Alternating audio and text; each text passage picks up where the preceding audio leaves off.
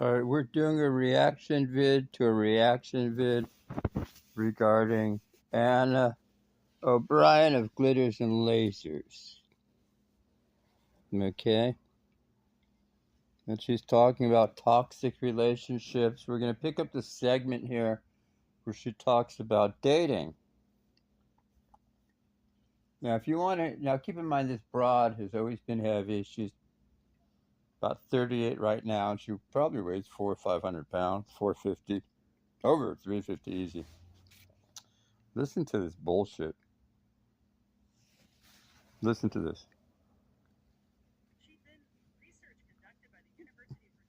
No, sorry, I got it through my headphones. Let me take it off Bluetooth. Now wait till you listen to this nonsense. You want to hear? Wait, first of all, I don't want to do a spoiler alert or nothing, but you got to find this. I'll talk over it. I'll turn this off. Wait till you hear this. You know, keep in mind this is not a dime piece supermodel talking. This is a broad who is F as fat as F. This is. I'm playing this for a reason. Many reasons. To show just how delusional and entitled even a 400-pound woman can be. Listen to this nonsense. Okay. I will periodically stop it. She then, research conducted by the University of Virginia studied how people's brains react when they were under the threat of receiving small electrical shocks to either themselves, a close friend, or a stranger. I know what she's talking about. I've read this report. This is about friendships, not dating. Did she cite it? No, she plagiarized it. Next. According to research from Cornell University, the average adult will only have 2 people in their lives that they would consider their champions. That makes me think that this term champions is not a term she came up with. So going back to this relationship bullseye, she needs to cite her sources. Exactly. Which she did not. She didn't cite her source for this sentence either. A study by Tel Aviv University found that only 50% of friendships are actually reciprocated compared to the 95% who thought their friendships were mutually strong. No citation. Of course she didn't cite. Helping communicate, recognize, and establish clear boundaries in your relationships will strengthen and make your most valued relationships more meaningful. And that's an Anna statement. Sorry, we're not citing sources anymore. My note on that is she is the one who constantly tells us in videos, especially her modern videos, about how she had this horrible, rotten, no good experience, and she didn't even realize that she had all these people around her that she could turn to in her time of need. She was just suffering alone. And it's like, if you really are doing these things that you claim you're doing, that you're telling us to do in your book, why is it that you didn't know who you could turn to in your time of need? This is her book. Oh God, and this. Okay. Everybody always asks, has Anna ever dated? Yeah, here it is. Ready? Yeah. I once dated a guy where things initially were awesome. That's usually how most relationships start, to be fair. No kidding. We got on well, we were attracted to each other, and generally liked the same things.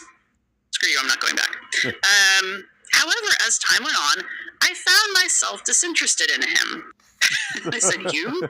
Really? Really? Let's see. I could not figure out why. On the magical checklist of things that we are told our partners should be, he checked all the boxes. Well, maybe that was your first problem. No, I don't know if that was her first problem. I think her first problem is the fact that she's 400 plus fucking pounds. Now keep in mind, this is a 400-pound broad. Let's say at the time she's in college or something. Maybe she was 350, 300. She's always been a big girl. But guys, there's a reason I'm playing this. Can you imagine? This is a 400-pound broad. He checked all the boxes. He checked every fucking box, she said. Wait, a 400-pound woman found a dude. It makes it sound like he's a fucking Chad. Listen. Hold on. It's ridiculous. He was tall, handsome, and strong. You mean he wasn't tall, dark, and handsome? So you're telling me, obviously she was attracted to he's tall, handsome, and strong.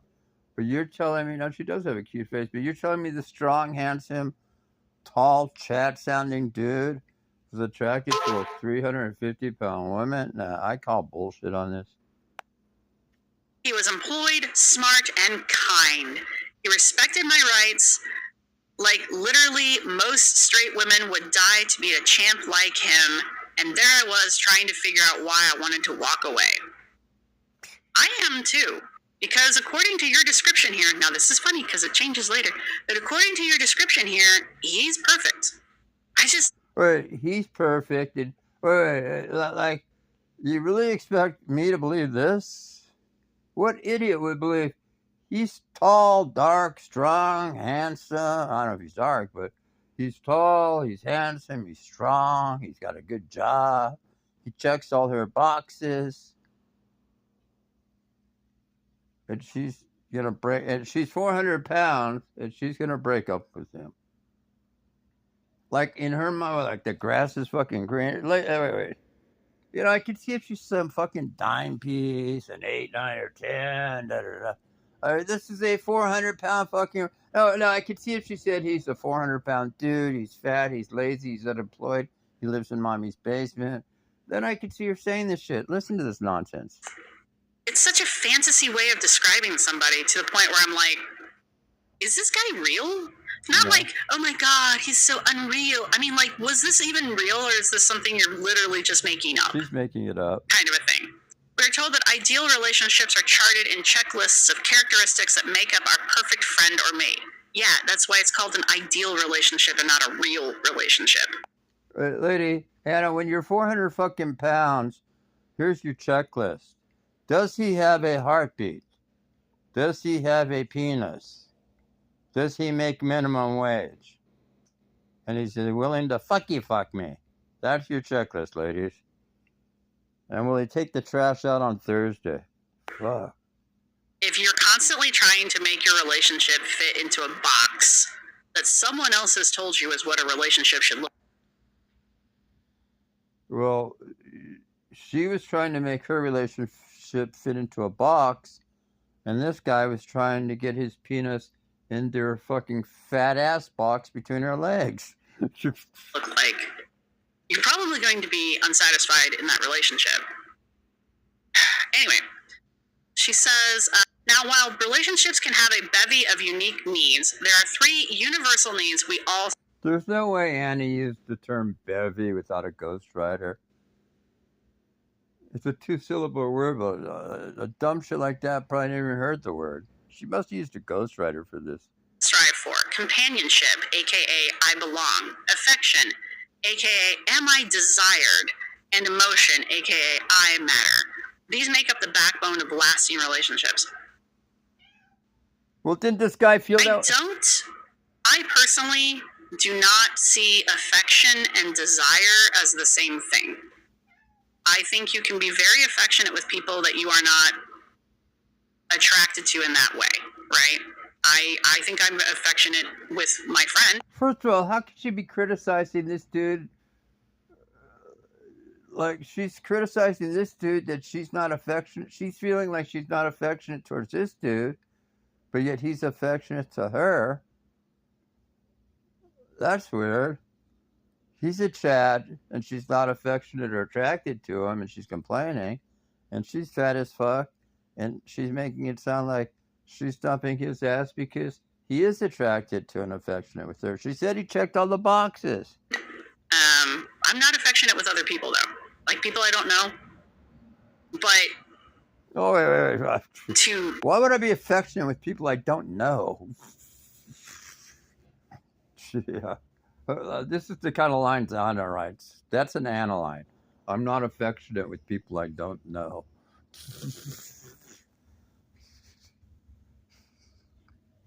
You mean you don't go home with strangers and fuck them the first minute you meet them, Anna? Desire someone? That's a whole other statement, right? You can desire people you don't even like. So, I don't know. I just don't think they're the same thing is my point. So she goes on to talk about, just like... Does she talk about fucking this dude or not? I was able to penetrate her and give an orgasm. Who cares about this other bullshit? Stuff. I'm not even going to read all of it because it's dribble. Anna would not be the person I would turn to for relationship advice, and I don't recommend anyone else doing it either. But I wouldn't turn to a 400-pound lady for nutrition advice, health advice, working out advice, sexual advice, relationship advice, zero advice. Unless I was entering an eating contest in Coney Island or something, that's the only advice I'd seek from her. And you can also tell with these 3 paragraphs that I'm about to skip here. Yeah. She didn't write these. Of course not. She says, well, companion... Wait, she didn't write these. Wait, if you've ever seen of her YouTube vlogs written, this lady can't even I don't think she graduated high school. She's got terrible punctuation, terrible grammar, terrible spelling, even with spell check. She can't even... Wait, I guarantee she didn't write any of this shit. Wait, even with the run-on sentences this lady claims the book has in it, because I didn't read the piece of shit book. It was still... Wait, Anna's so stupid that she couldn't write, and she gets a ghostwriter that can't even write. Relationship makes us feel like we belong. Affection is all about desire. About chicka wow wow. I just got done saying my piece on that. And that's how I know she was talking about. You know, affection and desire, I mean, those are 2 different things. I could desire a certain car, but does it mean I'm going to be affectionate towards it? It makes no sense. I desire a lot of money. Does it mean I'm going to be affectionate with that money? God, these people don't even know the proper definition of fucking words. Romeo, what are you eating? Affection and desire are synonymous with each other. I mean, people desire things all the time they're not affectionate with, and they are affectionate with... Well, usually if you're affectionate with something, a person, you do desire them, but not the other way around. Bow chicka wow wow, because she says it right there. Bow like a 5-year-old. Wow. But the rest of that paragraph is not... It's not Anna. It just doesn't read the way Anna writes. Anna writes like shit. So then we get down here. If I think back to the previously mentioned relationship with my dreamboat of a supposedly perfect man... Wait, this broad is 400 pounds. I'm going to call her... This is LARPing at its finest. Live action role playing. Anna, you're full of shit. If you were dating this dude, he was probably bigger than you, dumber than you, made less money than you, etc. There's no way.